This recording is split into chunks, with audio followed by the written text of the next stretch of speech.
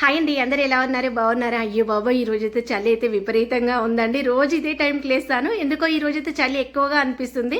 Time అయితే 5:30 అవుతుంది. ఇంట్లో పనులన్నీ పూర్తి చేసుకున్నాను. నేను స్నానం చేశాను. పూజ కోరకని నేను కొన్ని పూలు తెంపుకుందామని పైకి వెళ్ళాను. ఇంకా చెట్ల గాలికి కావచ్చు, ఇంకా చలి ఎక్కువగా అనిపిస్తుంది.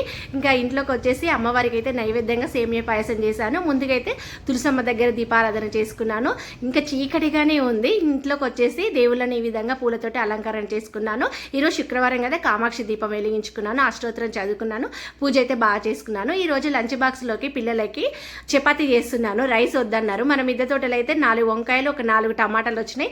వాటితోటి కుర్మా చేశానండి. కర్రీ చాలా బాగుంది, ఎందుకంటే సేంద్రియ పద్ధతిలో కదా, ఇంట్లో పనులన్నీ పూర్తయిపోయినాయండి. పిల్లలు కాలేజీకి వెళ్ళారు. నేనైతే కొత్త హోటల్కి అయితే వెళ్తున్నానండి. ముందు ఇంకా 8 గంటలకు వెళ్ళేదాన్ని, ఇప్పుడైతే 7:30కి 7:20కి అయితే వెళ్తున్నాను. హోటల్కి అయితే వచ్చేసాను. దీపారాధన చేసుకుంటున్నాను. చాలా పనులు అయితే ఉంటున్నాయండి. వీడియో నచ్చితే మాత్రం లైక్ కొట్టడం